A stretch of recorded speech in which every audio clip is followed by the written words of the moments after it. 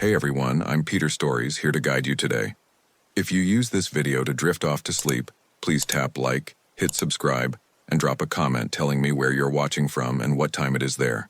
Now, settle in, get cozy, and let yourself relax.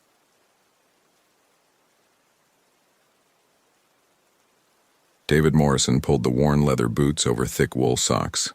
The same ritual he'd performed every morning for the past 8 years, though the last 3 had been in his small cabin outside Port Angeles, rather than the ranger station. The coffee maker gurgled to life as he checked his gear with methodical precision: compass, first aid kit, emergency radio, trail mix, water bottles, and the mag light that had never failed him. October mornings in Olympic National Park demanded respect. By 5 p.m., the ancient forest would swallow the last traces of daylight. The call had come in at 6:47 a.m. Sarah Chen, 28, experienced hiker, hadn't returned from a solo day trip on the Ho River Trail. Her rental car sat empty in the parking lot, registration showing she'd planned to be back by sunset yesterday. Local rangers had done a preliminary sweep but found nothing. That's when they called Dave. "Morrison?" The voice of Park Superintendent Janet Rodriguez crackled through his landline. "I know you're officially retired, but we've got a situation. Solo hiker, missing 22 hours, no trace. The family specifically requested you." Dave had retired early after 15 years of service, citing burnout. But the truth ran deeper. He'd developed what colleagues called an unsettling gift for reading situations that made others uncomfortable. Too many times he'd found lost hikers exactly where his instincts told him to look, following patterns that existed only in his mind. Other rangers started calling him lucky, then weird, then stopped calling altogether. Now, lacing up his boots in the pre-dawn darkness, Dave felt the familiar weight of responsibility settling across his shoulders. Sarah Chen had been missing for 22 hours. In October, in Olympic's temperate rainforest, that could be a death sentence. The drive to the Ho River trailhead took 45 minutes through winding forest roads. Dave's old Ford pickup handled the route automatically while his mind cataloged details.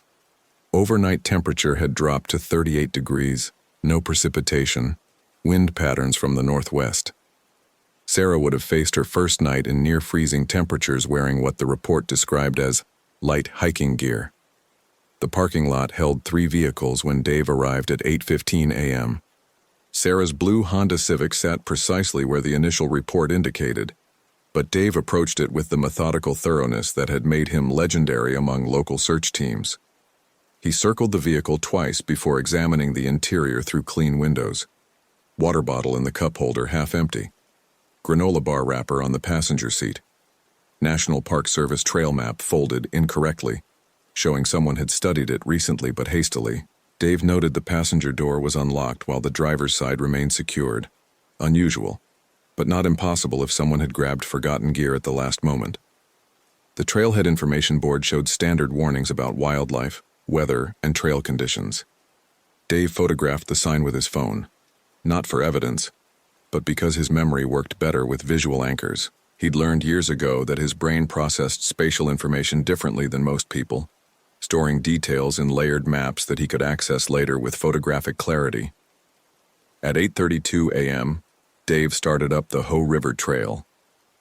The path began with typical Pacific Northwest grandeur, towering Douglas firs and western hemlocks creating a cathedral canopy, understory ferns forming emerald carpets between moss-covered nurse logs.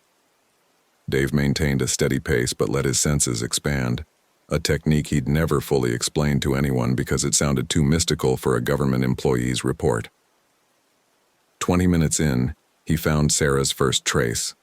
The boot print pressed into soft earth beside a fallen cedar showed a distinctive waffle pattern on the sole, size 7 or 8, consistent with women's hiking boots. Dave photographed it from 3 angles, noting the depth and angle of impression. The print pointed north toward the river, but that wasn't what caught his attention. Something was wrong with the print's placement.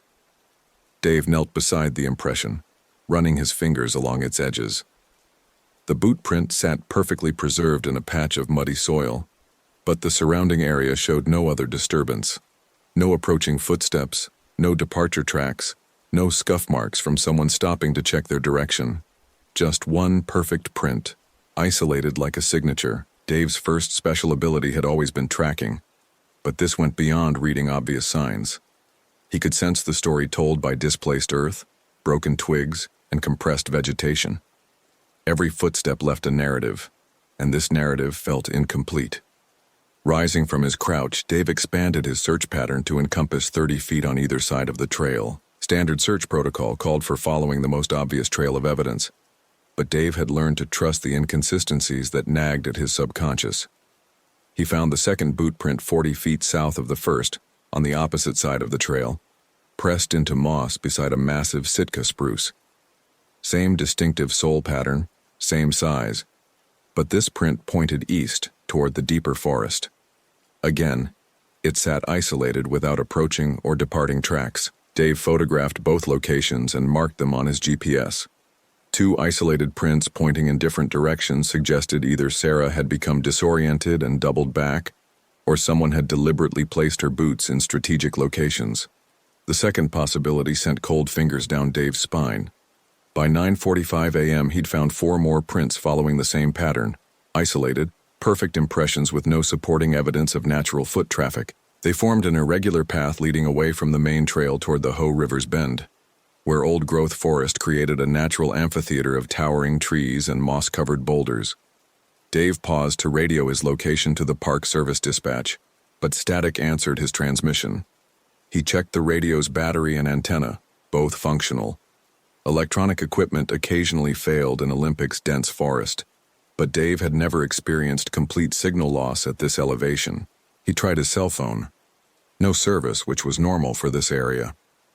The radio failure bothered him more than he wanted to admit. At the 6th boot print, Dave's second special ability kicked in automatically. He'd always been able to read nature's moods, the subtle changes in animal behavior, atmospheric pressure, and forest acoustics that warned of weather shifts, predator presence, or human disturbance. Rangers called it experience, but Dave knew it went deeper than learned pattern recognition. The forest was too quiet, not silent. Dave could hear the river's distant murmur, wind through the canopy, and the occasional bird call. But something fundamental was missing. No squirrel chatter, no small bird movement in the understory, no insect buzz. The soundscape felt carefully edited, as if wildlife had been deliberately cleared from a specific area. Dave stopped walking and let his breathing slow, opening his senses to process information beyond conscious thought. The wrongness pressed against his awareness like a physical weight. Every instinct developed over 15 years of forest service screamed that he was walking into a situation that had been artificially created. Sarah Chen's isolated boot prints weren't random. They were breadcrumbs, leading him somewhere specific. At 10:15 a.m., following the 6th print toward a grove of massive cedars, Dave found Sarah's backpack. It hung from a branch exactly 8 feet above the ground, suspended by its shoulder straps in a position that couldn't have resulted from accidental loss or panicked flight. The pack dangled motionless in the still air, its blue nylon fabric standing out against the cedar's reddish bark like a flag designed to catch attention. Dave approached slowly, scanning the ground for tracks, but found the now familiar absence of supporting evidence. No scuff marks on the tree bark, no disturbed earth below, no broken branches that would indicate someone climbing to reach that height. The backpack hung as if it had materialized in place. Using a fallen branch, Dave carefully lowered the pack without contaminating potential evidence. The contents were precisely what the missing person report had described: water bottle, energy bars, rain jacket, first aid kit, and park maps. Everything except Sarah herself. Dave's third ability manifested as he examined the backpack's placement. He'd always been able to detect human presence with uncanny accuracy. The subtle electromagnetic field disruption, pheromone traces, or quantum entanglement effects that serious researchers debated in journals Dave didn't read. He just knew when someone was watching him. Someone was watching him now. The sensation crawled across his shoulders like ice water, raising every hair on his neck. Dave didn't turn around or change his posture, but began memorizing details of his immediate environment: the distance to cover, potential escape routes, and defensive positions among the massive tree trunks. The presence felt calculated and patient. studying him with the same methodical attention Dave brought to tracking. This wasn't a random encounter with another hiker or curious wildlife. Someone had positioned themselves to observe his discovery of Sarah's backpack, and that someone possessed enough skill to remain completely invisible while doing so. Dave carefully repacked Sarah's gear and shouldered the backpack, maintaining the appearance of routine investigation while his mind raced through tactical assessments. If Sarah had been taken by human predators, then he'd just become a secondary target. If this was an elaborate setup, then he'd walk directly into its center. Either way, continuing deeper into the forest alone violated every principle of safe search and rescue operation. Either way, Dave kept walking. The seventh boot print waited beside a massive fallen cedar that created a natural bridge across a seasonal creek. This print was different, deeper, showing more weight distribution, and accompanied by a partial handprint in the soft earth beside it. For the first time, Dave saw evidence of struggle or stress in Sarah's trail. He photographed both impressions, noting that the handprint showed finger marks consistent with someone bracing themselves after a fall or stumble. The boot print's depth suggested Sarah had been carrying additional weight, possibly another person forcing her forward, or gear that wasn't her own. Dave's fourth ability, investigative intuition, operated below conscious thought but had guided him to solutions that amazed colleagues and frustrated supervisors who demanded logical explanations. Now it whispered that Sarah's trail was simultaneously too obvious and too clean. Someone wanted her found, but not easily. Someone was enjoying the hunt. The realization crystallized as Dave studied the handprint's placement. Sarah Chen hadn't left this trail accidentally. She'd been forced to create it, probably at gunpoint or knife point by someone who understood exactly how search and rescue operations worked. Someone who knew that Dave's reputation would bring him to this exact spot, following this exact sequence of carefully planted evidence. Someone who had been planning this for a long time. Dave's radio crackled suddenly with Janet Rodriguez's voice. "Morrison, report your position. We're getting reports of weather moving in faster than predicted." The transmission was crystal clear, which made no sense given his earlier communication failure. Dave keyed the microphone carefully, knowing that someone else was likely monitoring the frequency. "Base, this is Morrison. I'm approximately 2 miles northeast of the trailhead following evidence toward the river bend. Found the missing hiker's pack and clear trail sign. No visual contact yet." "Copy that, Morrison. Be advised we're showing possible storm cells developing. Recommend you establish regular contact every 30 minutes. "Roger, Base, Morrison out." Dave clipped the radio back to his belt, knowing he'd just announced his exact location to whoever was watching. But tactical situations sometimes required accepting calculated risks to maintain communication protocols. The eighth boot print led toward a natural clearing where the Ho River curved around a gravel bar flanked by enormous Sitka spruces. Dave approached the clearing's edge with heightened caution, using the massive tree trunks as cover while scanning for movement or unnatural shapes. The clearing appeared empty, but Dave's senses screamed otherwise. Sarah Chen sat on a fallen log in the clearing's center, approximately 60 yards from Dave's position. She appeared unharmed, wearing the hiking clothes described in the missing person report, but her posture was wrong. Too still, too perfectly positioned, like a mannequin arranged for display. Dave pulled out his binoculars and studied Sarah's position. She faced away from him, looking toward the river, hands resting naturally on her knees. No visible restraints, no obvious injuries, but something fundamental was wrong with the entire scene. Sarah Chen didn't move, didn't shift weight, adjust position, or show any of the minute movements that characterized living humans. For 20 minutes of observation, she maintained absolute stillness that exceeded human capability. Dave's fifth ability, natural orientation, had always allowed him to navigate without instruments and sense direction even in complete darkness. Now it told him that Sarah's position created perfect sightlines for observation from multiple concealed locations around the clearing's perimeter. Someone had placed her there as bait in an expertly constructed trap. The smart move was to radio for backup and establish a perimeter until additional personnel arrived. The safe move was to retreat and coordinate a proper tactical response with trained law enforcement. Dave left his concealed position and walked into the clearing. "Sarah," he called softly, approaching from her left side to avoid startling her. "Sarah Chen? I'm Dave Morrison, Search and Rescue. Your family sent me to find you." No response, no acknowledgement, no movement. Dave circled to face Sarah directly, and his world shifted into nightmare territory. Sarah Chen's eyes were open, staring across the river with glassy intensity, but they tracked no movement and responded to no stimuli. Her chest rose and fell in regular breathing patterns, but her face showed no expression, no awareness, no recognition of Dave's presence. Dave had seen catatonic states before, usually in hypothermia victims or trauma patients. But this was different. Sarah's positioning was too precise, her balance too perfect for someone in psychological shock. She'd been placed in this position and somehow maintained here against all natural behavior patterns. "Sarah, can you hear me?"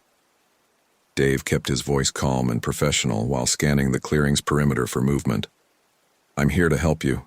Can you tell me what happened?" Sarah's lips moved slightly, forming words without sound. Dave leaned closer, trying to catch the whispered message. "He wants to meet you." The words were barely audible, delivered without changing expression or breaking her 1,000-yard stare. Sarah's lips stopped moving immediately after the message, returning to complete stillness. Dave's blood turned to ice water. Sarah Chen was conscious enough to speak but controlled enough to deliver a specific message. Someone had used her as a communication device, knowing that Dave would approach close enough to hear the whispered words. Someone who wanted to meet him personally. "Sarah, who wants to meet me? Where is he?" No response. Sarah had returned to her statue-like immobility, giving no indication that she'd spoken at all. Dave activated his radio again, but this time received only static.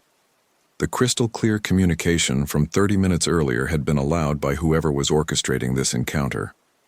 Now that Dave had received Sarah's message, outside communication was being blocked again. The forest around the clearing remained silent except for the river's murmur, but Dave's awareness of being watched had intensified to almost unbearable levels. Multiple observation points, multiple watchers, all focused on his every movement. He was completely surrounded. A slow clapping sound echoed across the clearing, 3 measured beats that seemed to come from everywhere and nowhere. Dave spun toward the sound but saw no movement among the trees. "Impressive work, Mr. Morrison," the voice carried clearly across the clearing, professionally modulated and eerily calm. "Your reputation for tracking doesn't do justice to your observational skills. You followed the trail exactly as intended, but you also recognized it as artificial construction. That's exceptional." Dave drew his sidearm, a .40 caliber Glock he'd carried for 15 years but never fired outside the practice range. "Show yourself, let's talk face to face." "Oh, we will definitely talk, David. May I call you David? But first, let me properly introduce myself and explain why you're here." The voice seemed to come from different locations as the speaker moved unseen through the forest perimeter. Professional quality acoustics suggested either sophisticated equipment or extensive preparation of the clearing for optimal sound projection. "My name is Dr. Jonathan Marcus. Until 3 years ago, I was a research psychologist specializing in crisis decision-making and extreme stress responses. I studied people like you, David, individuals whose performance improves under pressure, who find solutions others miss, who thrive when everything goes wrong." Dave kept his weapon ready while scanning the tree line, but Dr. Marcus remained invisible. Sarah Chen continued her motionless vigil, apparently unaware of the conversation happening around her. "You're probably wondering about Miss Chen's condition. She's experiencing a chemically induced dissociative state, perfectly safe, completely reversible, but highly suggestible. Think of it as extreme guided meditation. She'll remember nothing when this ends." "What do you want?" Dave called toward the voice's latest position. "What I want, David, is to conduct a proper field test. You see, my research was purely theoretical, until I lost my family 3 years ago in a situation that could have been prevented by one competent individual making one correct decision under pressure." The voice paused, and Dave heard the subtle rustle of movement through undergrowth approximately 40 yards to his northwest. A park ranger froze during a technical rescue. My wife and 8-year-old daughter fell to their deaths while a trained professional stood paralyzed by fear and uncertainty. The investigation ruled it an accident, called it human error under extreme stress. I called it proof that most people are fundamentally weak when it matters most. Dave began moving slowly toward Sarah's position, knowing that retrieving her was his primary objective regardless of Dr. Marcus's motivations. Since then, I've been conducting practical research, testing individuals who show exceptional potential under controlled circumstances. You'd be surprised how many people fail completely when removed from their comfortable support systems. How many people have you killed? Dave reached Sarah's position and gently touched her shoulder. She gave no response to his contact. Killed? Oh, David, you misunderstand my methodology entirely. I don't kill anyone. I simply create scenarios that reveal true character under pressure. Those who demonstrate genuine competence under extreme stress earn my respect and are allowed to leave. Those who prove themselves fundamentally weak, well, natural selection has always been evolution's most honest teacher.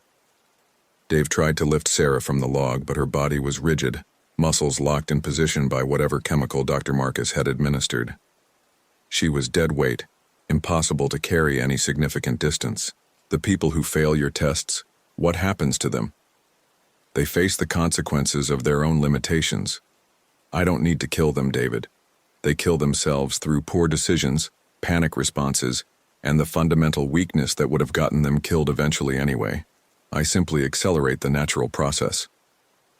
A chill ran down Dave's spine as he understood the full scope of Dr. Marcus's pathology. This wasn't random predation or sadistic violence. This was a brilliant mind completely unmoored from moral constraints, conducting lethal experiments to prove philosophical points about human nature. You think you're conducting research, but you're just a serial killer with a PhD. Am I? Tell me, David, in your 15 years of search and rescue, how many people did you find who died because they made stupid decisions? How many fatalities could have been prevented if the victims had possessed basic competence and emotional control? Dave didn't answer, but the question hit uncomfortably close to home. Too many recoveries had been body retrievals. Too many deaths had resulted from preventable errors in judgment. I'm not creating victims, David. I'm identifying people who were already victims of their own limitations. The only difference is that I'm honest enough to acknowledge what everyone else pretends not to see. Sarah Chen isn't weak. She's an experienced hiker who made reasonable decisions. Miss Chen is bait, David. She was selected specifically because her competence would bring someone like you into my testing environment. I needed to attract a worthy subject for proper evaluation. The words hit Dave like physical blows. Sarah Chen's disappearance had been orchestrated specifically to draw him into Dr. Marcus's experimental design. This entire scenario had been constructed around his reputation and psychological profile. You want to test me? I want to understand you, David. Your colleagues have always been slightly afraid of your abilities. Too many successful searches, too many intuitive leaps that couldn't be explained through standard training. You find people who shouldn't be found, and you do it by thinking differently than everyone else. Dave's sixth ability, spatial memory, suddenly activated as Dr. Marcus's voice triggered a cascade of recognition. The clearing's layout, the positioning of the fallen logs, the specific arrangement of trees around the perimeter. He'd been here before. Not recently, not as an adult, but the spatial configuration was burned into his memory with photographic precision. This was the same clearing where his father had brought him camping 25 years ago, during the summer before his senior year of high school. They'd spent 3 days here fishing and hiking, one of the few times his father had taken personal leave from his own Park Service duties. Dr. Marcus had researched his personal history and chosen this location for maximum psychological impact. You recognize it, don't you? The voice now came from directly behind him, the clearing where Ranger William Morrison brought his son for their last camping trip together, where you decided to follow in your father's footsteps and dedicate your life to finding lost people. Dave spun around, weapon raised, but found only empty forest. Dr. Marcus had moved again, maintaining his invisible presence while demonstrating intimate knowledge of Dave's most personal memories. Your father was exceptional too, David. 30-year career, hundreds of successful rescues, legendary reputation for finding people in impossible circumstances. He would have made a fascinating test subject, but he died of a heart attack before I began my research. Stop talking about my father. He was the reason I selected you, David. Genetic predisposition plus environmental training plus natural talent. You represent the absolute peak of human capability in crisis situations. If anyone can pass my evaluation, it would be someone with your specific combination of attributes. Dave's mind raced through tactical options. Dr. Marcus had demonstrated superior preparation, intimate knowledge of his psychology, and complete control of the testing environment. Sarah Chen was chemically incapacitated and couldn't be moved without assistance. Communication with outside support was being blocked. This was the most sophisticated trap Dave had ever encountered. What exactly does your test involve? Navigation, problem-solving, and decision-making under progressive stress. 3 challenges that will evaluate your true capabilities when all advantages are stripped away. Pass all 3, and both you and Miss Chen go free with my genuine respect. Fail any one of them and you'll understand why emotional weakness is humanity's greatest vulnerability. And if I refuse to participate, then Miss Chen dies from the chemical compounds currently in her bloodstream, and you spend the rest of your life knowing that your decision killed an innocent person. Not really a choice at all, is it? Dave holstered his weapon, knowing it was useless against an opponent who remained completely invisible and had demonstrated tactical superiority. Dr. Marcus held every advantage except one. Dave's special abilities were real, developed through 15 years of impossible situations, and had never failed him when lives were on the line. Explain the first challenge. Excellent decision, David. The first challenge is navigation. You need to reach 3 specific locations within this forest, in the correct sequence, without using any electronic equipment. Each location contains a component necessary for Miss Chen's medical treatment. You have until sunset. Approximately 4 hours. A small device landed in the gravel near Dave's feet, apparently thrown from the forest perimeter. He picked up what appeared to be a GPS unit with a simple display showing 3 numbered waypoints. The GPS will show you the destinations but won't provide routing or distance information. You'll need to navigate using your natural abilities, just as you did during your most successful rescues. Oh, and David, I'll be tracking your progress. Any attempt to deviate from the challenge parameters or call for outside assistance will result in Miss Chen receiving a fatal dose of the same compounds that are currently keeping her compliant. Dave studied the GPS display. 3 waypoints formed a triangle roughly 10 miles on each side, covering some of the most difficult terrain in Olympic National Park. Dense forest, steep valleys, river crossings, and elevation changes that would challenge even experienced hikers under normal circumstances. You want me to cover 30 miles of wilderness in 4 hours? I want you to demonstrate that your reputation is based on genuine ability rather than luck and institutional support. Your father could navigate this forest blindfolded, David. Let's see if genetics and training produced similar capabilities in his son. Dave looked at Sarah Chen's motionless form, knowing that her life depended on his performance in a test designed by a brilliant psychopath who had spent years planning this encounter. Everything he'd learned, every skill he'd developed, every impossible search he'd completed had led to this moment. When do I start? You started the moment you entered my testing environment, David. The clock is already running. Dave pocketed the GPS and took a final look around the clearing. Dr. Wei. Marcus remained invisible, but his presence was palpable, watching every movement with scientific detachment. Sarah Chen sat frozen in her chemical trance, a human timer counting down to either salvation or death. Dave Morrison, retired park ranger with impossible abilities, walked into the Olympic wilderness to face the most sophisticated trap ever set for him by the most dangerous opponent he'd ever encountered. The real test had begun. Dave left the clearing at a steady jog, heading northwest toward the first waypoint according to his internal compass.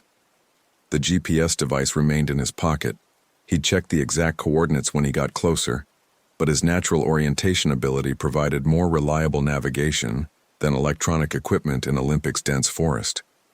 Dr. Marcus's psychological manipulation was sophisticated but transparent.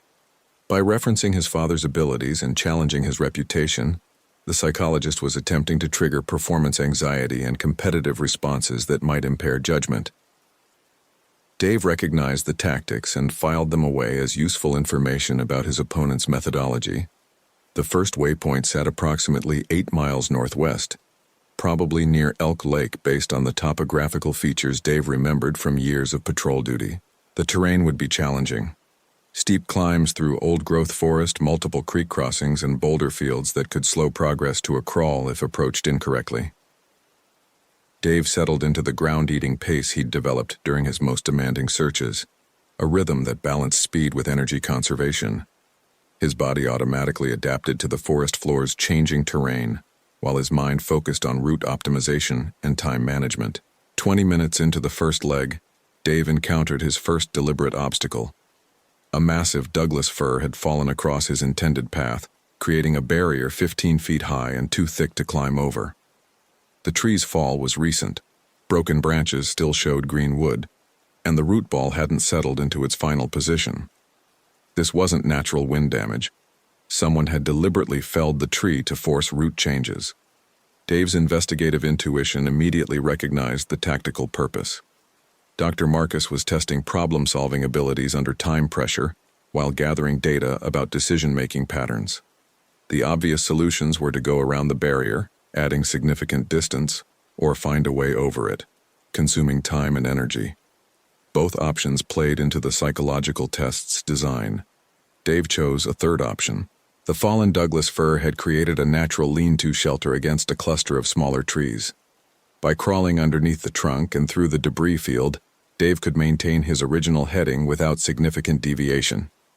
The passage was tight and uncomfortable, requiring careful navigation through broken branches and displaced earth, but it saved both time and distance. Emerging on the far side, Dave realized he'd just demonstrated one of the capabilities that made him exceptional: the ability to see solutions that weren't immediately obvious. Dr. Marcus was undoubtedly monitoring his progress, taking notes on creative problem-solving under pressure. The second obstacle appeared an hour later, just as Dave was making excellent time toward the first waypoint. He'd been following a game trail that paralleled Solduck Creek when the path simply disappeared. Not gradually, not naturally, but abruptly, as if someone had erased 50 feet of established trail and replaced it with impenetrable undergrowth. Salmonberry bushes, devil's club, and sword ferns formed a wall of vegetation that would take an hour to hack through with proper tools. Dave studied the obstacle while checking his GPS position. The first waypoint was still 3 miles ahead, and he'd lost 40 minutes to Dr. Marcus's route manipulations. Detouring around the blocked trail would add another hour to his travel time, potentially compromising his ability to reach all 3 waypoints before sunset. His spatial memory activated, calling up detailed recollections of this area from previous patrols. There was an abandoned logging road approximately half a mile to the east, dating from the 1970s before this section became protected wilderness. The road would be overgrown, but still passable, offering faster travel toward Elk Lake. Dave left the game trail and struck out through unmarked forest, navigating by internal compass toward the old logging road. This was the kind of intuitive decision-making that had made his colleagues uncomfortable, following historical knowledge and spatial instincts instead of marked trails and standard protocols. He found the logging road exactly where his memory predicted, though it was barely recognizable after 40 years of forest reclamation. Alder trees and maple saplings had colonized the roadbed, but the underlying grade remained solid and clear of major obstacles. Dave increased his pace along the abandoned road, making up time while his mind processed the tactical situation. Dr. Marcus had anticipated multiple approach routes and prepared obstacles for each one, demonstrating extensive preparation and intimate knowledge of local geography. This wasn't an improvised test. It was a carefully engineered evaluation designed specifically for Dave's known capabilities. The first waypoint coordinates led to a small clearing beside Elk Lake, where someone had left a sealed plastic container the size of a lunchbox. Dave approached cautiously, scanning for booby traps or surveillance equipment, but found only the container sitting on a flat boulder beside the water. Inside the container, Dave found a small vial of clear liquid labeled Neutralizing Agent Number 1 and a note written in precise handwriting. "Congratulations on reaching the first checkpoint, David. Your route selection demonstrated exactly the kind of creative thinking that makes you exceptional. The abandoned logging road hasn't appeared on any map since 1982, but you navigated directly to it using spatial memory and historical knowledge. Impressive. The vial contains the first component necessary for Miss Chen's treatment. You'll need all 3 components administered in the correct sequence to safely reverse her chemical sedation. Time remaining, 2 hours 45 minutes. Second waypoint, southeast, 7.2 miles. I'm curious to see how you handle the next challenge. Pia, your father used the same logging road during the Lindell Creek rescue in 1991. You were right to trust inherited knowledge over contemporary mapping data. Dr. J. Marcus." Dave pocketed the vial and studied the GPS display. The second waypoint sat southeast of his current position, probably near the Ho River's upper reaches based on topographical logic. 7 miles over mountainous terrain in less than 3 hours meant maintaining an aggressive pace with no margin for error. More importantly, Dr. Marcus's note revealed intimate knowledge of his father's rescue history and career details that weren't part of public records. This level of research indicated months or years of preparation, focused specifically on Dave's personal and professional background. Dave left Elk Lake at a fast jog, heading southeast through terrain that grew progressively more challenging. The forest was older here, dominated by massive Sitka spruces and western hemlocks that blocked most sunlight from reaching the forest floor. Navigation became more difficult as landmarks disappeared behind walls of vegetation, and the understory thinned to sparse ferns and moss. His natural orientation ability compensated for the reduced visibility, maintaining accurate direction sense even when visual references were minimal. This was the skill that had most unnerved his colleagues, Dave's ability to navigate without instruments in conditions that left others completely lost. 40 minutes into the second leg, Dave encountered Dr. Marcus's most sophisticated obstacle yet.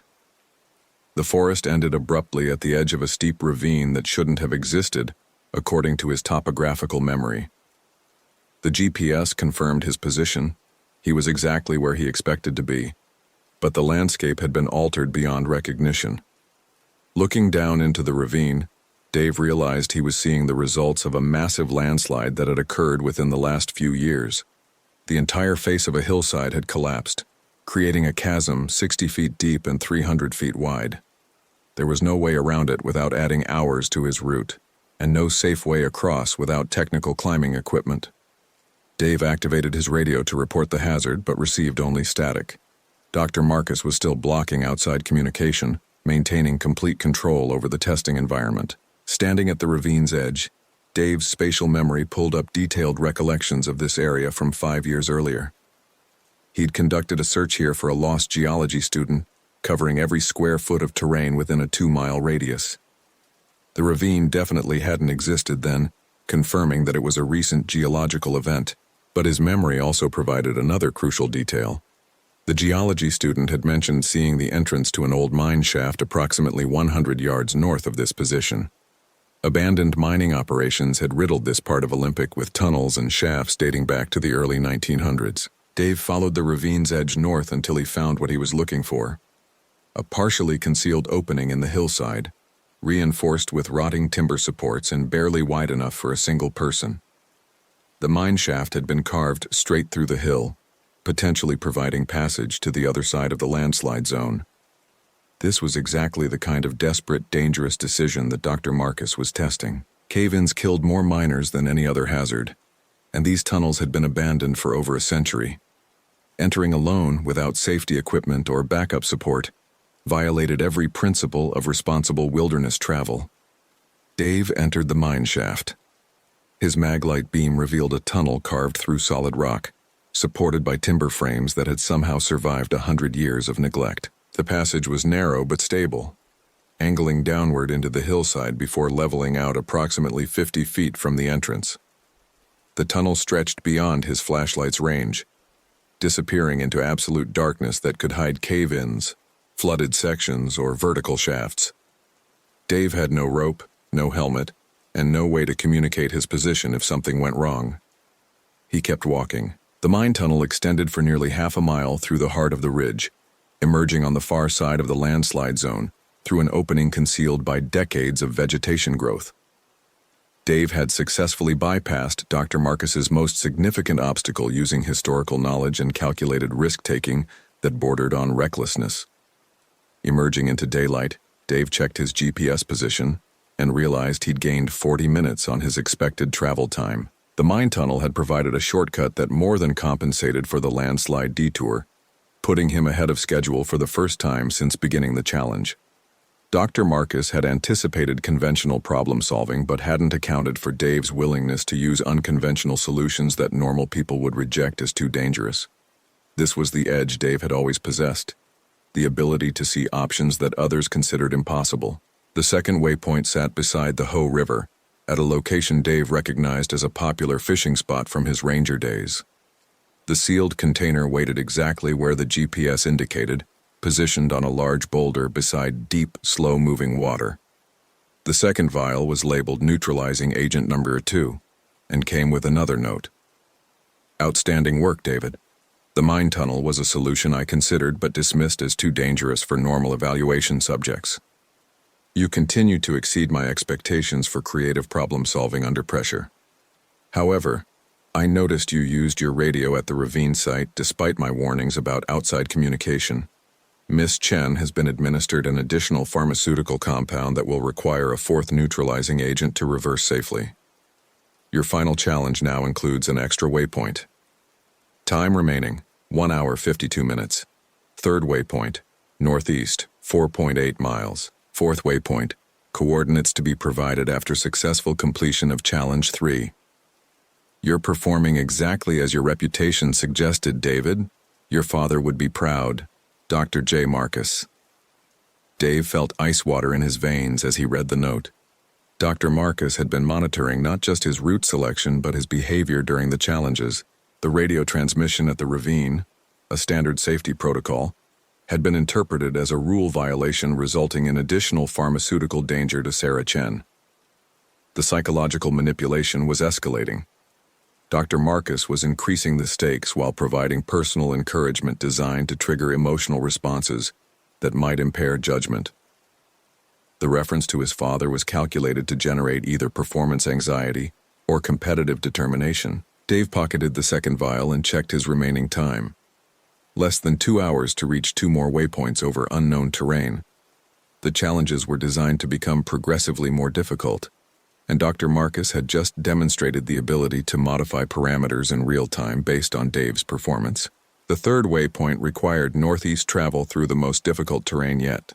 Steep valley walls, dense undergrowth, and elevation changes that would test his endurance as much as his navigation skills. Dave set off at the fastest pace he could sustain, knowing that Sarah Chen's life now depended on reaching 4 waypoints instead of 3. 50 minutes later, exhausted and running on determination rather than energy reserves, Dave found the third waypoint at the top of a granite outcropping that required technical climbing to reach. The container held Neutralizing Agent Number 3 and coordinates for the fourth waypoint, located back at the original clearing where Sarah Chen waited. Dave had 42 minutes to cover 3.2 miles of wilderness and return to where his day had begun. The fourth waypoint was the clearing itself. Dr. Marcus intended to conclude the test at the same location where it had started, creating a psychological loop that brought the entire experience full circle. Dave ran through Olympic wilderness with everything he'd learned about endurance, navigation, and survival. His body operated on autopilot while his mind processed the tactical implications of returning to Dr. Marcus's primary position. The clearing would be Dr. Marcus's strongest defensive position, where he'd have maximum control and prepared advantages, but it was also where Sarah Chen waited, and where all of Dave's special abilities would be concentrated in familiar terrain. Dave reached the clearing with 7 minutes to spare, collapsing beside Sarah Chen's motionless form while holding 4 vials of neutralizing agents. He'd completed Dr. Marcus's navigation challenge through a combination of exceptional skill, dangerous decision-making, and pure determination. Now came the second challenge. Magnificent performance, David. Dr. Marcus's voice echoed across the clearing as Dave struggled to catch his breath. 4 waypoints in under 4 hours through some of the most challenging terrain in Olympic National Park. You've demonstrated navigation abilities that exceed even my theoretical projections. Dave looked around the clearing but still couldn't locate Dr. Marcus's position. The man remained completely invisible while maintaining conversational proximity. What's the second challenge? Problem solving under direct pressure, David. You need to determine the correct sequence for administering those 4 neutralizing agents. Get it right, and Miss Chen begins recovery immediately. Get it wrong, and the combination becomes lethal within minutes. Dave studied the 4 vials, noting that they were labeled with numbers but contained no information about proper sequencing or dosage. This was pure guesswork disguised as scientific methodology. You want me to experiment on a human being? I want you to make critical decisions with incomplete information, just as you do during every search and rescue operation. How many times have you been forced to choose between equally risky options with lives hanging in the balance? The question hit uncomfortably close to home. Dave had faced dozens of situations where wrong decisions meant death, where incomplete information forced calculated risks that sometimes failed catastrophically. This is different. Sarah Chen is your victim, not someone who got lost through her own choices. The methodology is identical, David. Incomplete information, time pressure, life or death consequences, and decision-making responsibility that cannot be delegated to anyone else. This is exactly the kind of situation where your exceptional abilities either prove themselves or reveal their limitations. Dave realized that Dr. Marcus wasn't interested in Sarah Chen's survival as much as he was interested in Dave's psychological response to impossible choices. This was the heart of the test. Not navigation or problem-solving, but decision-making under ultimate pressure. What happens if I refuse to guess? Then Miss Chen dies from pharmaceutical complications, and you live with the knowledge that your indecision killed her. But we both know you won't refuse, David. Your entire career has been built around making impossible decisions that save lives. You literally cannot walk away from someone who needs help. Dr. Marcus was right, and they both knew it. Dave's psychological profile made abandoning Sarah Chen as impossible as stopping his own heartbeat. The test had been designed specifically to exploit his deepest motivations and strongest compulsions. Dave examined the 4 vials more carefully, looking for any clues about proper sequencing. The liquids were clear and odorless, providing no obvious hints about their chemical properties or intended effects. This was purely a guessing game with lethal consequences for wrong answers. But Dave's investigative intuition suggested a different approach to the problem. You're not a killer, Dr. Marcus. You see yourself as a researcher conducting legitimate scientific evaluation. If these vials actually contained lethal combinations, you'd be violating your own experimental methodology. Silence from the forest perimeter. Dave had touched on something important. Your goal is to test my decision-making under pressure, not to actually kill Sarah Chen through chemical poisoning. The vials probably contain harmless saline solution with 1 or 2 actual neutralizing agents. The real test is whether I can figure out your psychological game rather than trying to solve an impossible chemical puzzle. More silence, but Dave sensed he was approaching the truth. You want me to demonstrate confidence in my analytical abilities rather than random guessing based on fear. The correct answer isn't about chemical sequencing. It's about recognizing that you've created a false dilemma designed to test psychological resilience. Dr. Marcus stepped into the clearing. He was younger than Dave had expected, maybe 45, with the lean build and alert posture of someone who spent considerable time outdoors. Professional hiking clothes, expensive equipment, and intelligent eyes that studied Dave with genuine scientific curiosity rather than predatory intent. Outstanding analysis, David. You've correctly identified the true nature of this challenge. The vials do contain harmless saline except for vial number 3, which contains the actual neutralizing agent for Miss Chen's sedation. But you reached that conclusion through psychological analysis rather than chemical guesswork. Dr. Marcus approached slowly, hands visible and clearly non-threatening. The second challenge was never about biochemistry. It was about recognizing when incomplete information signals a false premise rather than a solvable problem. Most people become so focused on choosing the right answer that they never question whether the question itself is valid. Dave administered the contents of Vial 3 to Sarah Chen, who immediately began showing signs of increased awareness and muscle control. Within minutes, she was blinking normally and responding to verbal stimuli. "How do you feel, Sarah?" Dave helped her sit upright as full consciousness returned. "Confused. I remember starting the hike yesterday morning, but everything after that is fuzzy." "Where are we? What happened?" Dave looked across the clearing at Dr. Marcus, who was observing Sarah's recovery with clinical detachment. "You've been part of a psychological evaluation, Miss Chen. You're physically unharmed, but you were chemically sedated for approximately 24 hours, while Dr. Marcus here conducted an experiment." Sarah's eyes widened as she processed the information. "Experiment? What kind of experiment?" Dr. Marcus answered before Dave could respond. "An evaluation of human performance under extreme stress, Miss Chen. You were selected as an appropriate catalyst for bringing David Morrison into a controlled testing environment. I apologize for the inconvenience, but your safety was never in actual danger." Dave stood up, placing himself between Sarah and Dr. Marcus. "What's the third challenge?" "The third challenge, David, is the most important one. I want you to understand why I do what I do and then make a decision about what happens next." Dr. Marcus gestured toward a fallen log that would serve as a bench. "Please, both of you, sit down. I have a story to tell, and then I'll give you both a choice that will determine how this encounter ends." Dave helped Sarah to the log while keeping his attention focused on Dr. Marcus. The psychologist's demeanor had shifted from scientific observer to something approaching confessional sincerity. 3 years ago, my wife Rebecca and my daughter Emma went hiking in Glacier National Park while I was attending a conference in Seattle.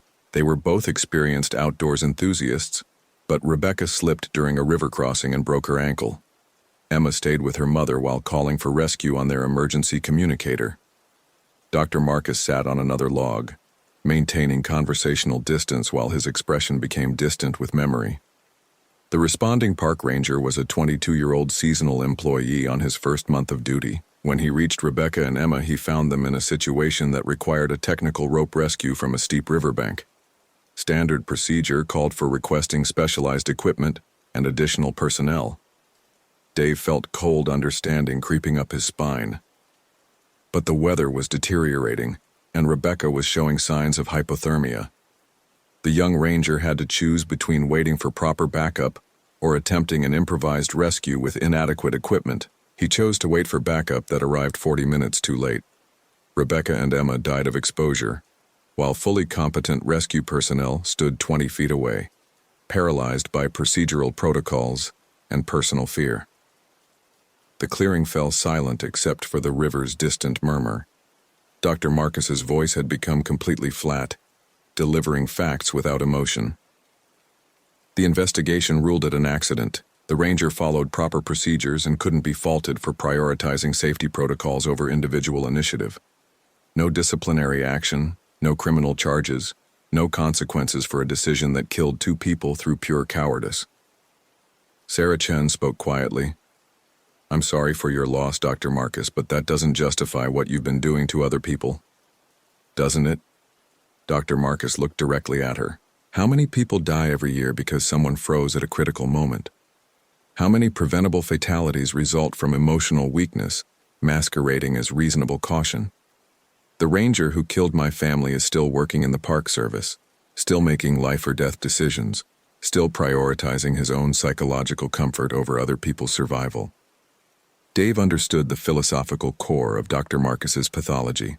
Personal tragedy had convinced him that human weakness was a fatal flaw requiring elimination through lethal testing. "So you've been killing people to prove a point about natural selection." "I've been identifying people who would get others killed through their own limitations. Every person who fails my evaluations was already a walking disaster waiting to happen.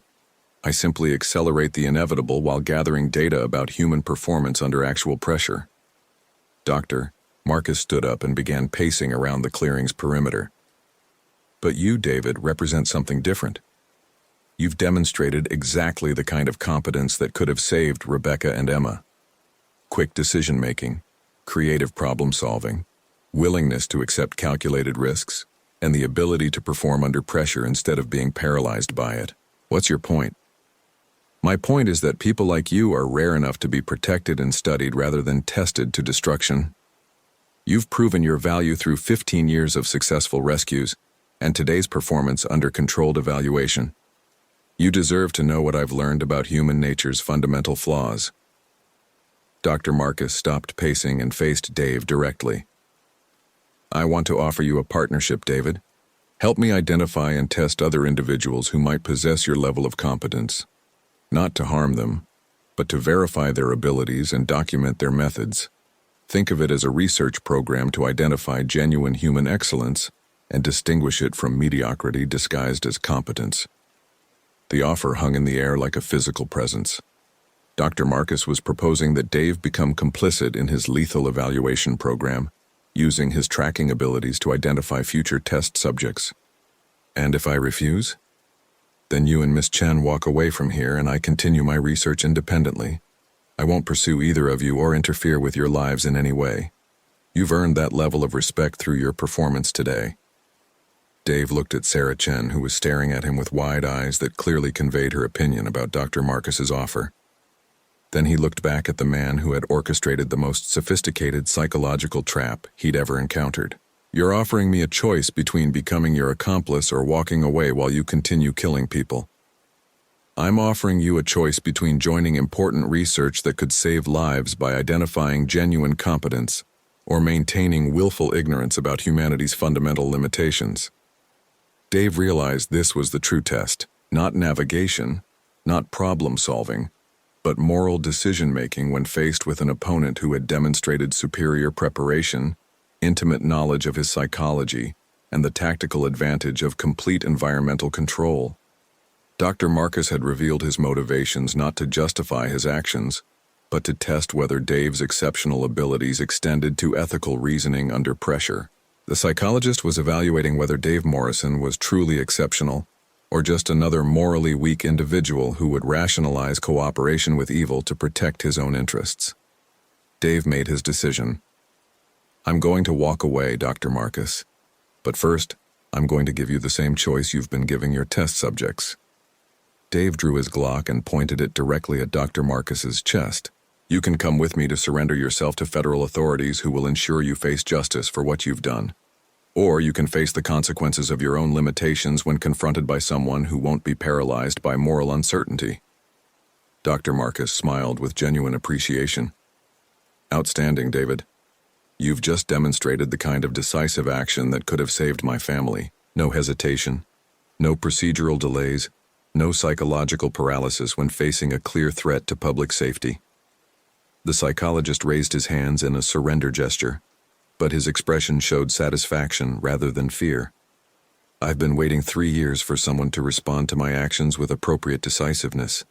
Every law enforcement officer who investigated my work got bogged down in legal procedures and bureaucratic protocols. You're the first person to recognize that some situations require immediate action, regardless of institutional constraints. Dave kept his weapon trained on Dr. Marcus while processing the implications. The psychologist wasn't afraid of being shot. He was pleased that Dave had demonstrated the kind of decisive action he'd been testing for. You wanted me to threaten you. I wanted to see if your exceptional abilities included the moral courage to take decisive action against a clear threat. Most people would have chosen to walk away rather than risk the legal complications of confronting me directly. You chose to accept personal responsibility for stopping something you recognized as wrong. Dr. Marcus lowered his hands slowly, maintaining eye contact with Dave. That's the exact quality that could have saved Rebecca and Emma. The willingness to act decisively when action is required, regardless of personal risk or procedural constraints. You've proven that genuine human excellence exists and can be identified through proper evaluation methods. Dave realized he was facing a completely different kind of opponent than he'd initially understood. Dr. Marcus wasn't a simple serial killer or sadistic predator. He was a brilliant researcher who had used lethal methods to identify a specific type of human excellence, and Dave had just demonstrated exactly what he'd been looking for. This was all designed to test whether I'd have the courage to stop you. This was designed to test every aspect of exceptional human performance under extreme pressure. Navigation, problem-solving, decision-making, moral reasoning, and ultimately the willingness to accept responsibility for protecting others regardless of personal cost. Dr. Marcus began walking slowly toward the edge of the clearing. You've passed every evaluation, David. You represent proof that genuine human excellence exists and can be distinguished from mediocrity through appropriate testing. My research is complete. Where are you going?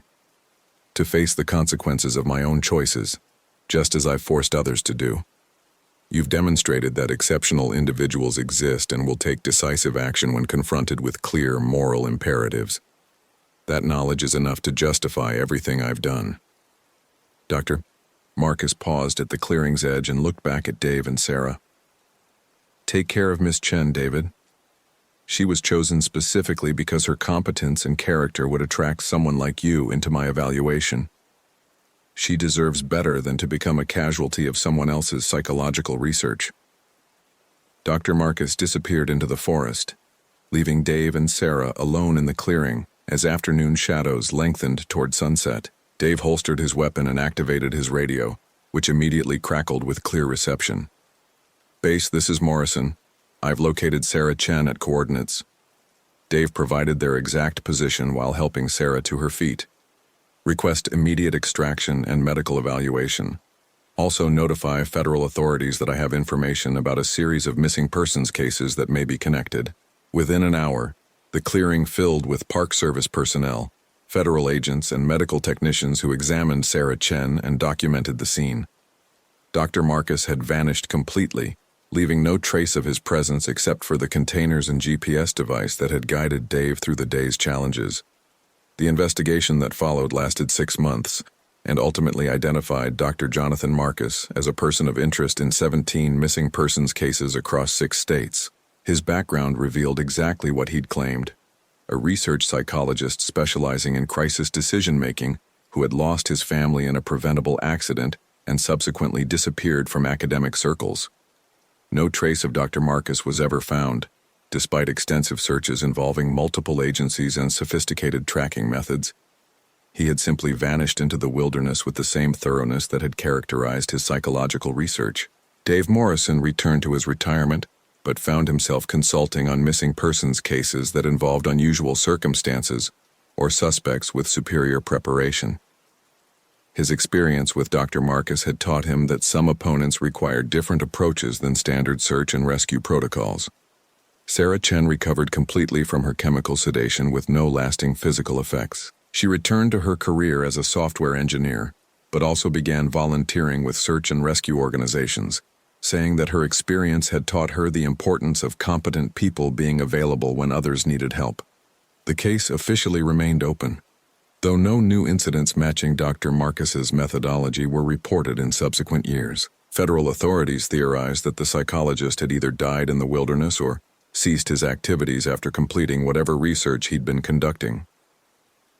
Dave never forgot Dr. Marcus's final words about taking care of Sarah Chen. Not because she needed protection, but because she represented the kind of competent, courageous person that made exceptional performance possible when lives were on the line. Sometimes in the deep forests of Olympic National Park, Dave thought he sensed the presence of someone watching him with scientific curiosity. But those moments passed quickly, and Dave had learned that some questions were better left unanswered. Dr. Jonathan Marcus had taught him that human excellence was real, identifiable, and worth protecting from those who would test it to destruction. That lesson was worth remembering, even if the teacher had used methods that could never be justified. The forest kept its secrets as it always had. But Dave Morrison carried forward the knowledge that when genuine competence was required, exceptional people would rise to meet impossible challenges.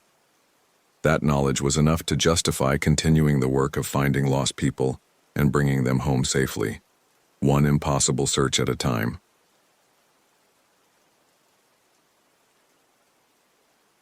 The alarm went off at 5:30 in the morning, but Sam Carter had been awake for 10 minutes already, watching rain beat against the window of his Port Angeles apartment. 5 years away from the Forest Service hadn't changed his morning habits. He rose with the same mechanical precision as always, pulling on jeans, hiking boots, and a dark green rain jacket that had seen better days. Coffee steamed in a mug on the kitchen counter while he checked his equipment for the third time. Backpack, extra flashlights, rope, first aid kit, portable GPS, radio, machete, everything in place. The call had come the night before.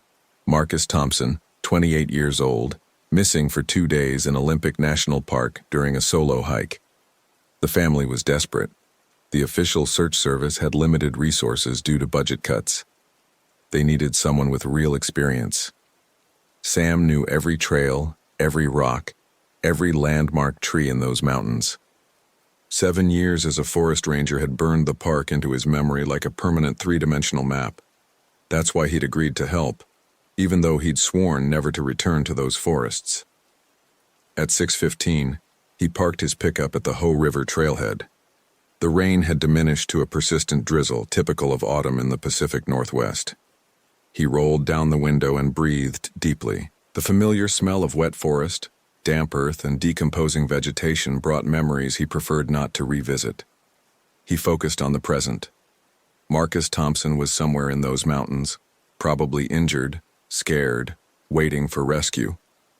Sam shouldered his pack and began walking. The trail started wide and well-maintained, a gentle incline through old-growth forest. Massive Douglas firs and western hemlocks created a canopy so thick that even in daylight the forest floor remained in perpetual twilight. His boots squelched in the mud as he settled into his old rhythm, eyes automatically scanning for anything unusual. 15 minutes into the hike, he stopped. Something was wrong, but he couldn't identify what. The forest felt different. Too quiet. No bird calls, no rustle of small animals in the undergrowth. Even the insects seemed absent. In his years as a ranger, Sam had learned to trust these feelings. Nature had its own language, and when something disrupted the normal patterns, it usually meant trouble. He knelt beside the trail and examined the ground. Boot prints, recent but already filling with rainwater. Size 11, maybe 12. Deep impressions suggesting someone carrying weight. Marcus was 6'2" and wore size 12 boots according to the missing person report. The tracks headed deeper into the forest following the main trail for now. Sam stood and continued walking, his enhanced tracking skills automatically cataloging details others would miss. Here, a broken branch at shoulder height. Marcus was tall enough to snap it accidentally. There, a partial heel print in softer mud, confirming the boot size. The tracks were consistent, showing a steady pace without signs of panic or injury. Yet, 25 minutes in, the wrongness intensified. Sam paused again, this time understanding what bothered him. The silence wasn't natural. It was strategic. Animals went quiet when a major predator entered their territory. In these mountains, that usually meant cougar or bear. But something else was making his skin crawl, an instinct deeper than wildlife awareness. He crouched and studied the trail more carefully. Marcus's boot prints continued straight ahead, but now Sam noticed something else. Another set of tracks, size 10 boots with a different tread pattern, had been following Marcus. Recently, the prints were clearer in some spots, suggesting they'd been made after the rain started, within the last few hours. Sam's blood chilled. Someone else was in these woods. Someone tracking Marcus, staying back just enough to avoid detection. The pattern was too deliberate to be coincidental. He activated his radio. Static.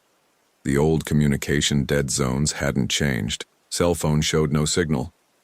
Sam was truly alone, 40 minutes from the trailhead, following tracks into the deepest part of Olympic National Park. Every instinct told him to turn back, call for official backup, handle this properly. But Marcus Thompson might be in immediate danger. If someone was stalking him in these mountains, every minute counted. Sam pressed forward, his senses heightened to maximum alertness. The second set of tracks continued parallel to Marcus's route, sometimes disappearing on rocky sections, reappearing in mud patches. Whoever this was knew how to move through wilderness without leaving excessive sign. Professional-level woodcraft. An hour into the search, Sam's extraordinary tracking abilities revealed something that made his hands shake. In a small clearing where Marcus had apparently stopped to rest, the unknown tracker had approached within 10 feet. Cigarette ash, still dry despite the moisture, indicated the stalker had waited and watched. For how long? More disturbing were the details Sam's trained eye detected around the rest spot. Marcus's gear had been methodically examined while he slept or wasn't looking. Pack zippers showed mud fingerprints, canteen cap slightly askew, sleeping bag stuffed sack with different compression marks. Someone had gone through Marcus's equipment piece by piece, then carefully restored everything to near original positions. This wasn't random. This was systematic, planned, professional. Sam felt the familiar prickle at the base of his neck that meant he was being watched. He'd experienced it countless times during his ranger years. The sixth sense that had kept him alive during dangerous wildlife encounters and aggressive visitor confrontations. Someone was observing him right now. He continued examining the rest area, pretending not to notice while using his peripheral vision to scan the surrounding forest. Nothing visible, but the feeling persisted. Whoever was out there had patience and skill. They wanted Sam to know he was being watched without revealing themselves. A twig snapped approximately 50 yards northeast. Intentional. A message. Sam straightened slowly, hand moving to the radio on his belt, even though he knew it wouldn't work. "I know you're there," he called out. "Let's talk." Silence stretched for 30 seconds. Then a voice emerged from the forest, calm and educated, with faint traces of an East Coast accent. Samuel Carter, 7 years with Olympic National Park Service, specializing in wilderness rescue and dangerous wildlife management.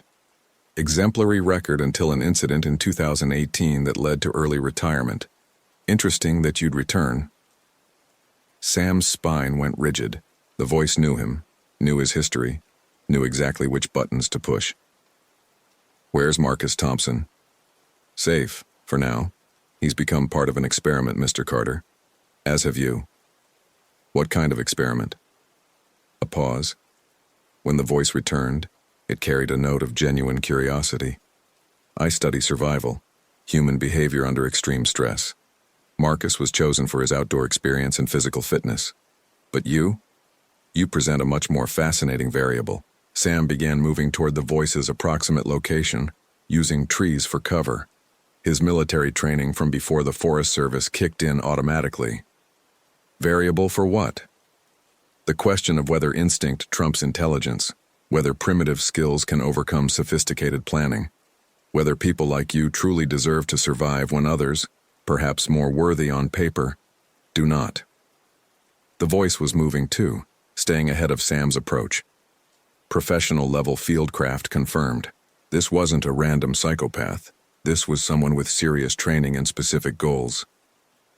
"Marcus is bait," Sam realized aloud. "Marcus is a component. You're the actual test subject, Mr. Carter. Your reputation preceded you. 7 years of successful rescues in terrain that killed experienced hikers. Ability to track animals and humans across any surface. Uncanny sense of direction. Almost supernatural awareness of your environment. I wanted to see these abilities in action." Sam stopped moving. Something in the tone suggested the stalker was no longer playing cat and mouse. This had become a direct confrontation. "Who are you?"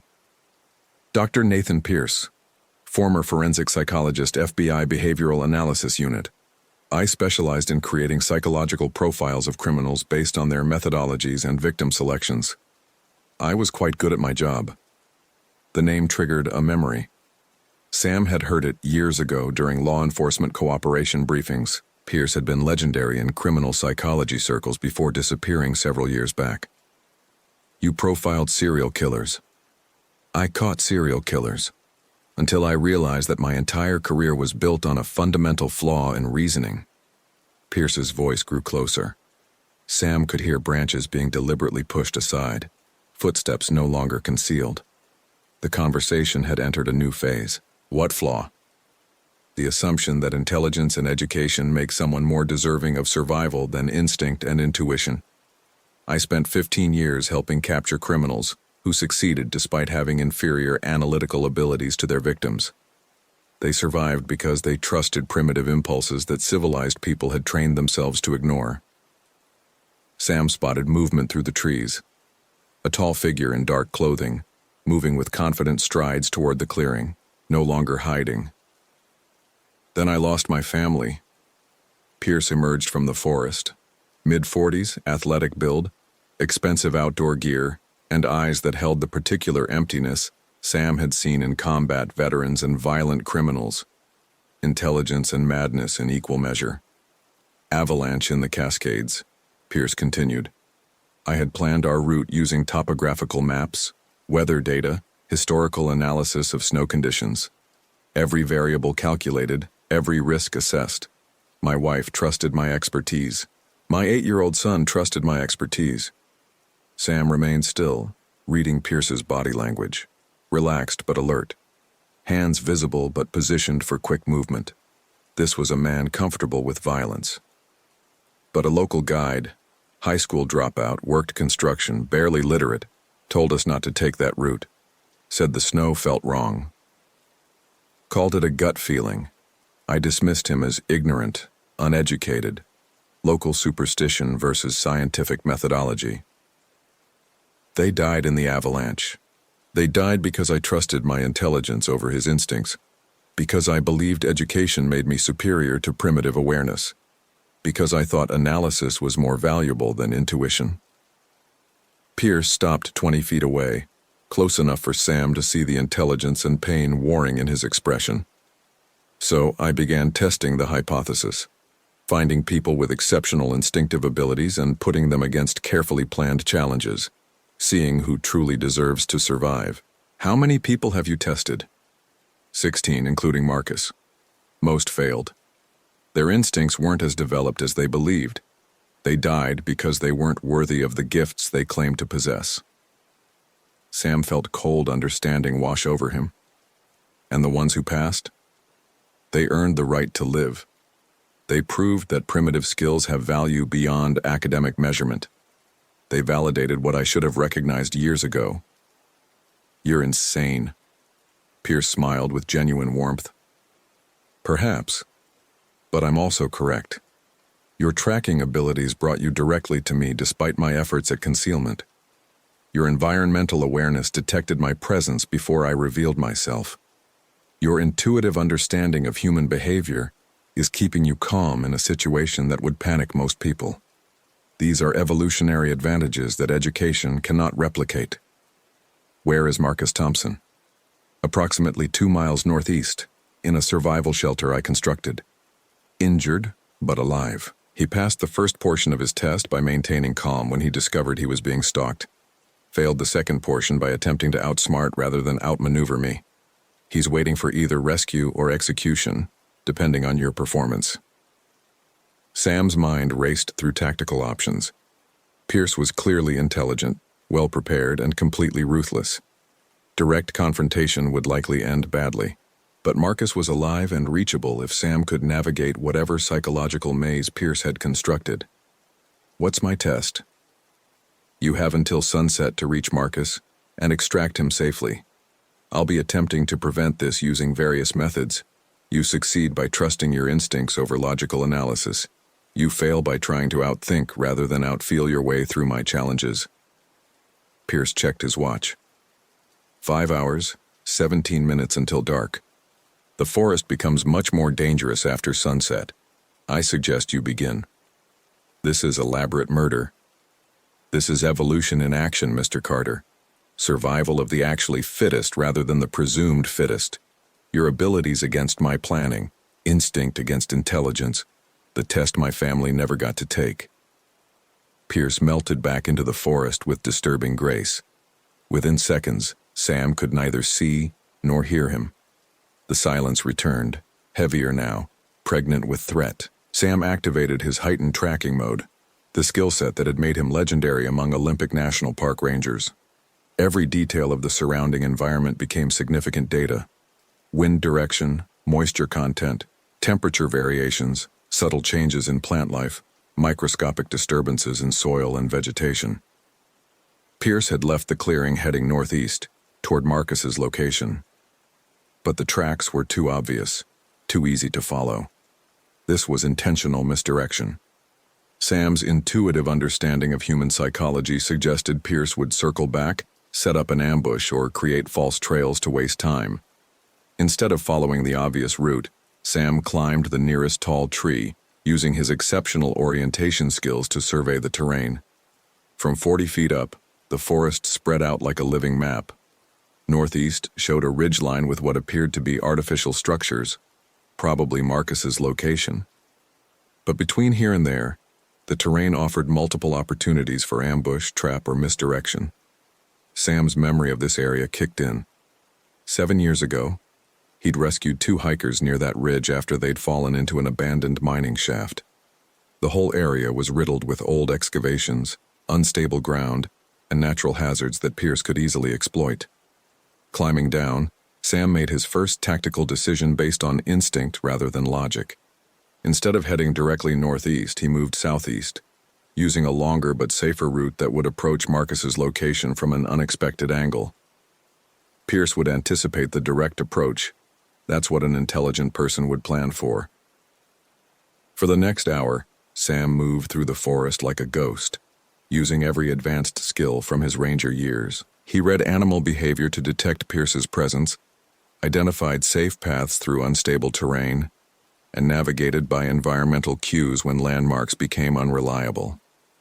Twice, his 6th sense warned him of danger just in time to avoid carefully concealed pit traps. Pierce had been busy. The traps were sophisticated, spring-loaded branches that would cause serious injury, deadfall logs positioned to crush anyone following specific game trails, concealed holes designed to break ankles. But they were positioned where an intelligent person would logically travel. Sam's instinctive route selection bypassed them entirely. By noon, Sam had covered half the distance to Marcus's approximate location without triggering any of Pierce's preparations. His confidence grew. Pierce was brilliant, but his traps relied on predictable human behavior. Sam's abilities came from a deeper, older place than rational thought. Then he found the first body, hidden beneath carefully arranged brush. Approximately 30 yards off any established trail, lay the remains of a woman in her 20s. Advanced decomposition, but outdoor gear, suggested another of Pierce's test subjects. Sam's stomach lurched as he realized the true scope of Pierce's experiments. A note, sealed in plastic, was pinned to the woman's jacket. Jennifer Martinez failed to trust her instincts regarding water sources. Drank from a stream I had contaminated upstream. Intelligence suggested the water was safe based on visual appearance and flow rate. Intuition would have detected the chemical smell. Sam photographed the note with his phone, though he still had no signal for transmission. Evidence for later, assuming he survived to provide it. 30 minutes later, he found a second body. Male, older, with a similar note detailing how the victim had failed to detect an unstable cliff face that felt wrong, but appeared structurally sound. Pierce was conducting a systematic study in survival psychology, using human subjects. The missing persons reports over the last 2 years made horrible sense now. All those unexplained disappearances in national parks across the Pacific Northwest. Sam's anger crystallized into cold determination. Pierce had to be stopped, but first Marcus had to be saved. The game continued. But Sam now understood the stakes weren't just about proving a philosophical point. Pierce was a serial killer with an academic justification for murder. At 2 o'clock, Sam spotted the shelter Pierce had mentioned. Ingeniously constructed using natural materials and hidden among the trees, it would be invisible to anyone not specifically looking for it. Smoke from a small fire confirmed human presence, but approaching the shelter meant crossing 200 yards of open ground. Perfect ambush territory. Sam's instincts screamed danger. He spent 30 minutes circling the area, reading every detail his enhanced senses could detect. Pierce was definitely nearby. Sam could feel the hostile presence like pressure against his skin. But where? Then his memory provided the answer. This clearing connected to an old mining tunnel that ran beneath the ridge. Sam had explored it years ago during a geological survey. The tunnel had multiple entrances, including one behind the shelter that Pierce might not know about. Sam worked his way around to the tunnel entrance, using his exceptional orientation skills to navigate underground passages he hadn't seen in years. His mental map of the area remained perfect despite the time lag. The tunnel emerged exactly where he remembered, behind the shelter and concealed by overgrown vegetation. Through gaps in the brush, Sam could see Marcus tied to a tree, conscious but clearly exhausted. Pierce was nowhere visible, but Sam's danger sense remained active. This felt like a trap. Then he understood. Pierce wanted Sam to find Marcus easily. The real test was what came next. Sam approached the shelter carefully, every sense hyper-alert. Marcus looked up as he emerged from the trees, relief flooding his face. But before either could speak, Pierce's voice echoed from somewhere in the forest. "Excellent work, Mr. Carter. You've successfully navigated Phase 1 by trusting environmental awareness over logical analysis. Phase 2 begins now." "I found him," Sam called back while untying Marcus's restraints. "The test is over." "The test is never over. Survival is a continuous process. Marcus has been equipped with a small explosive device, remote detonation. You have two choices." Sam's blood turned to ice. He examined Marcus's clothing and found a small device attached to his belt. Blinking red light confirmed it was active. "Choice 1. Pierce continued. "Leave Marcus and extract yourself safely. I'll detonate the device after you're clear. You survive to use your abilities another day. Your instincts prioritize self-preservation, which is evolutionarily sound." Marcus stared at Sam with terrified understanding. "Choice 2. Attempt to disarm the device or carry Marcus to safety. High probability that I'll detonate during your escape attempt. Your death proves that even exceptional instincts can be overcome by emotional decision-making." Sam examined the explosive device. His technical knowledge suggested it was real and functional, but his instincts told him something else was happening here. "You want me to choose self-preservation," Sam realized. "I want you to make the choice your abilities evolved to make. Personal survival over group survival. Primitive over civilized. Honest over noble." Sam stood back and looked at the entire situation with his investigative intuition instead of his emotional response. Something about Pierce's setup felt wrong, too clean, too theatrical. The explosive device looked sophisticated, but why announce its presence? Why give Sam a choice instead of simply detonating? Then it clicked. This wasn't about testing Sam's survival instincts. This was about validating Pierce's philosophy by forcing Sam to abandon someone else the way Pierce felt he had abandoned his family. "You want me to choose logic over instinct," Sam said. "You want me to calculate that saving myself is more rational than risking both our lives. But that's not what my instincts are telling me. Your instincts should tell you to preserve yourself.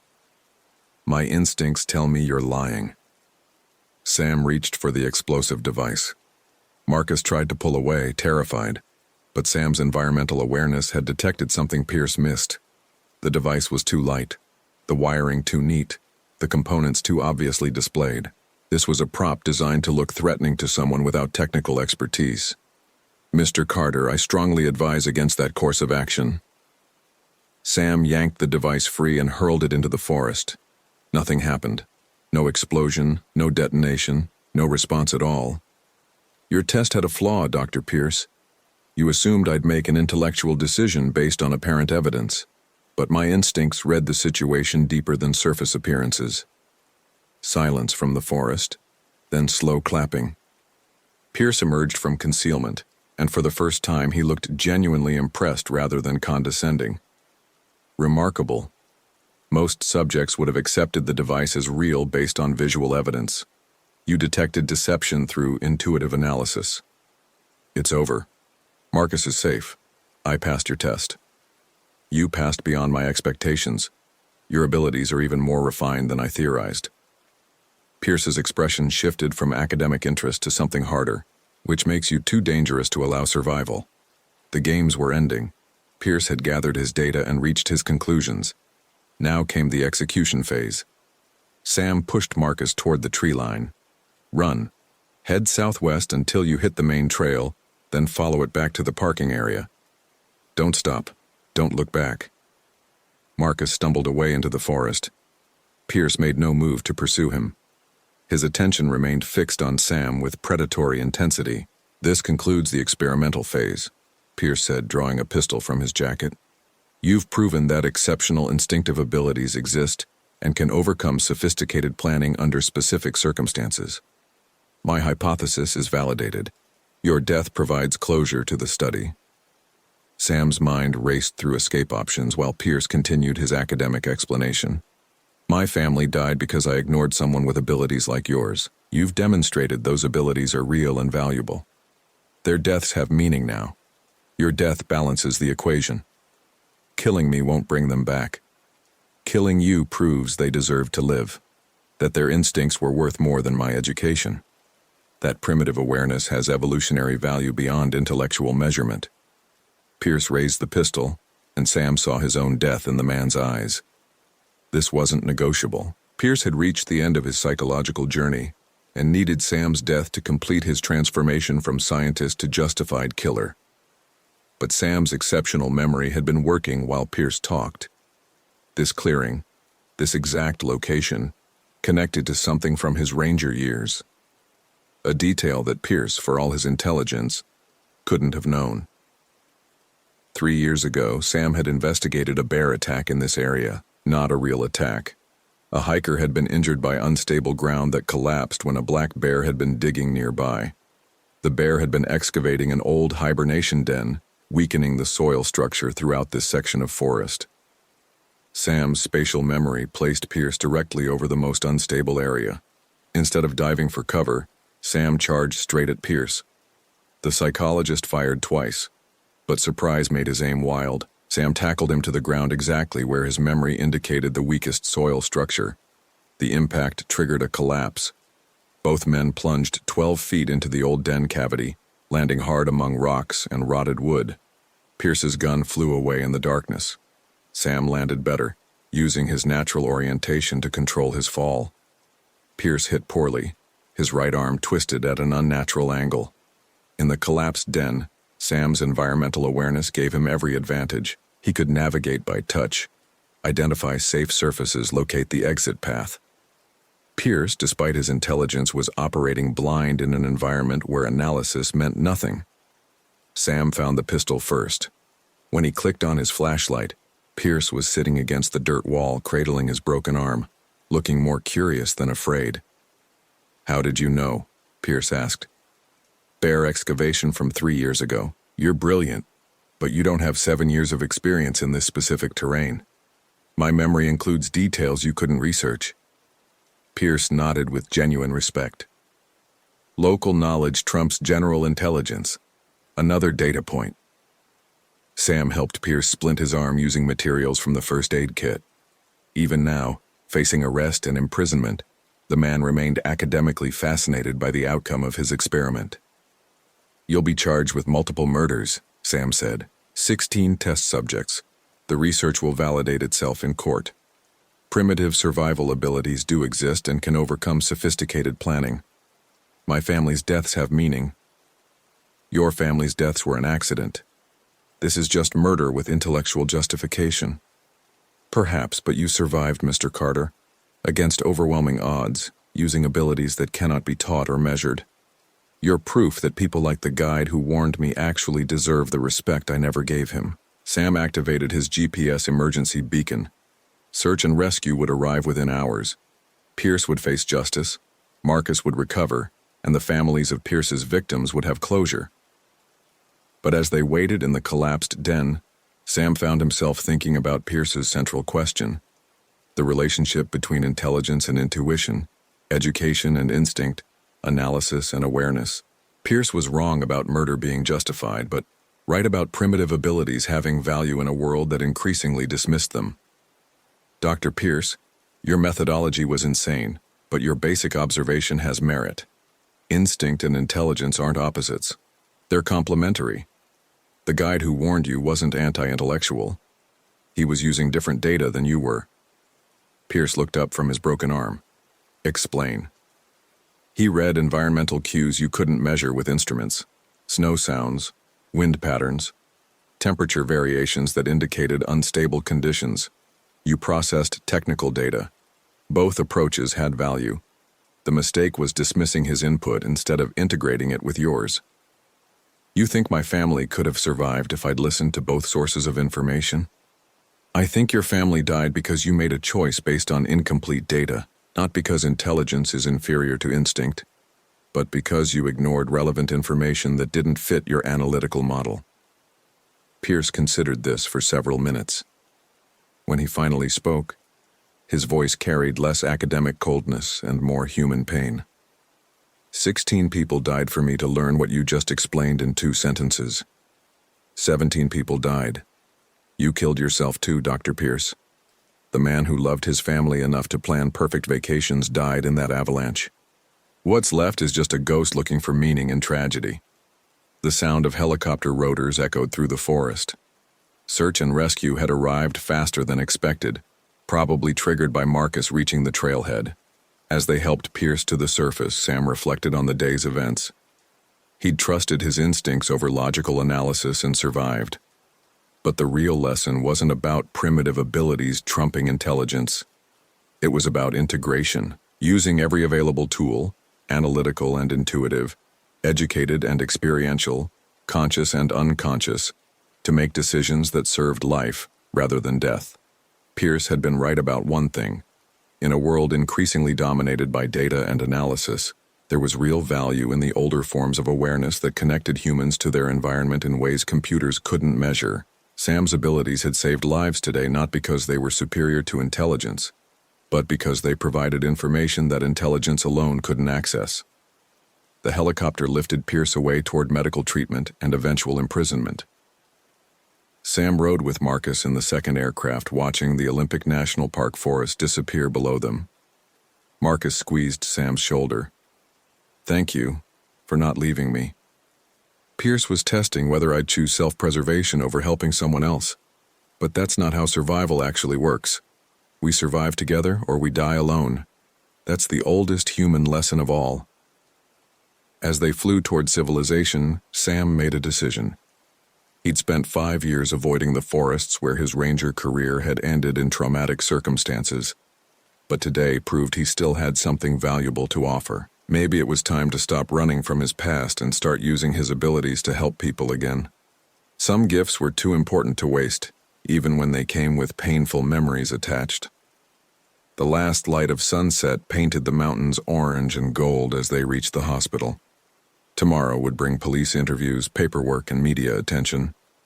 But tonight, Marcus Thompson was alive, Nathan Pierce was captured, and the families of his victims would finally have answers. In the end, that's what survival really meant. Not just staying alive yourself, but making sure others could live too. Pierce had forgotten that lesson in his grief and madness. Sam had almost forgotten it in his guilt and withdrawal. But the forest had reminded them both what truly mattered: connection over isolation, integration over separation, wisdom over cleverness, life over death.